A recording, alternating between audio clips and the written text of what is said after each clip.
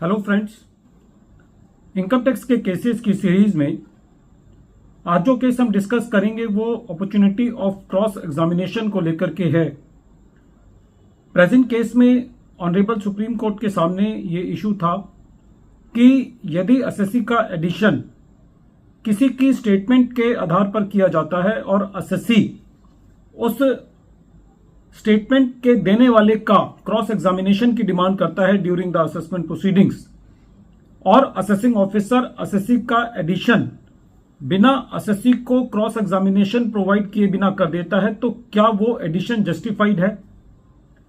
दूसरा issue present case में यह था कि यदि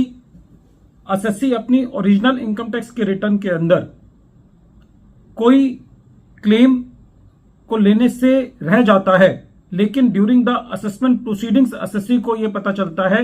कि एसएससी ने कोई क्लेम लेना था और वो असेसमेंट के दौरान अपनी रिवाइज रिटर्न फाइल करके उस क्लेम को क्लेम करता है, तो क्या असेसिंग ऑफिसर की ये जिम्मेवारी बनती है कि वो एसएससी को वो क्लेम दे। ये दोनों इशू कोर्ट के सामने एक case principal commissioner of income tax versus Kishore Kumar Mohapatra के केस में सामने आए और ये केस 475 आईटीआर पेज नंबर 198 पर रिपोर्ट हुआ। इस केस का जजमेंट 5 अप्रैल 2024 को आया। प्रेजेंट केस असेसमेंट ईयर 14-15 से रिलेटेड है। प्रेजेंट केस में एसएससी ने अपनी इनकम टैक्स की रिटर्न फाइल करी। जिस साल का मैटर था उस साल एसएससी ने कोई शेयर्स बेचे थे जिस पर एसएससी को सेक्शन 10 सबसेक्शन 38 के अंदर एग्जम्पशन लेनी थी, लेकिन उस वक्त एसएससी ने वो एग्जम्पशन नहीं ली। जब एसएससी की असेसमेंट प्रोसीडिंग चल रही थी तो एसएससी ने एक रिवाइज रिटर्न फाइल करी असेसिंग ऑफिसर के सामने और ये कहा कि मुझको सेक्शन 10 सबसेक्शन 38 की एग्जम्पशन मुझे मिलनी चाहिए, जिसको असेसिंग ऑफिसर ने डिनाई कर दिया। जब ये मैटर सीआईटी अपील के पास था तो सीआईटी अपील ने एसएससी की अपील को अलाउ किया। बाद में ट्रिब्यूनल ने भी एसएससी की अपील को अलाउ किया और जब ये मैटर रेवेन्यू हाई कोर्ट में लेकर के गया तो हाई कोर्ट का ये कहना था कि प्रेजेंट केस में एसएससी के ऊपर पेनी स्टॉक की एलिगेशन है कि एसएससी ने पेनी स्टॉक में डील किया है, लेकिन एसएससी को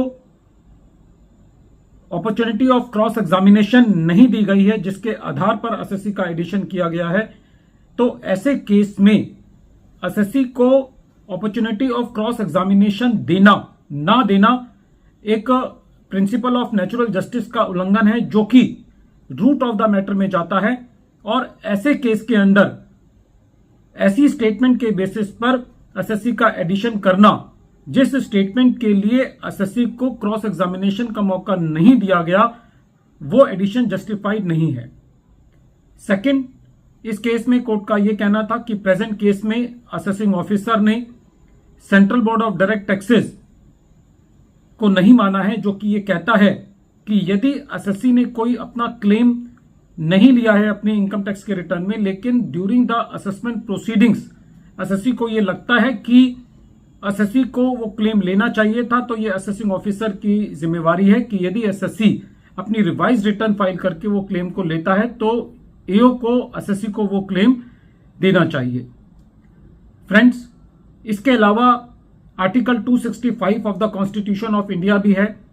जो कि ये कहता है कि कोई भी टैक्स एसएससी से बिना अथॉरिटी ऑफ लॉ ना तो उस पर लेवी किया जा सकता ना कलेक्ट किया जा सकता। सेक्शन 119A के अंदर टैक्स पेयर चार्टर है, जो कि कहता है कि कोई भी कलरेबल लेजिस्लेशन का यूज एसएससी के अगेंस्ट नहीं किया जाना चाहिए। और central board of direct taxes का ही एक सर्कुलर है, जो कि 14 नंबर सर्कुलर है 1955 का, 11 अप्रैल 1955 का, जो कि ये कहता है कि यदि एसएससी को कोई रिलीफ मिलना चाहिए तो ये असेसिंग ऑफिसर की जिम्मेवारी है कि वो एसएससी को उस रिलीफ के बारे में बताए, क्योंकि जो स्क्रूटनी प्रोसीडिंग्स हैं उसका जो मेन मकसद है वो ये है कि सही टैक्स कैलकुलेट करना। यदि कोई टैक्स एसएससी की तरफ बकाया है तो उस टैक्स को एसएससी से लिया जाए, और यदि कोई टैक्स ज्यादा रेवेन्यू ने कलेक्ट कर लिया है तो ये भी रेवेन्यू की जिम्मेदारी है कि वो एसएससी को उस टैक्स को वापसी करे। तो प्रेजेंट केस में दो मुद्दों पर एसएससी को रिलीफ मिला।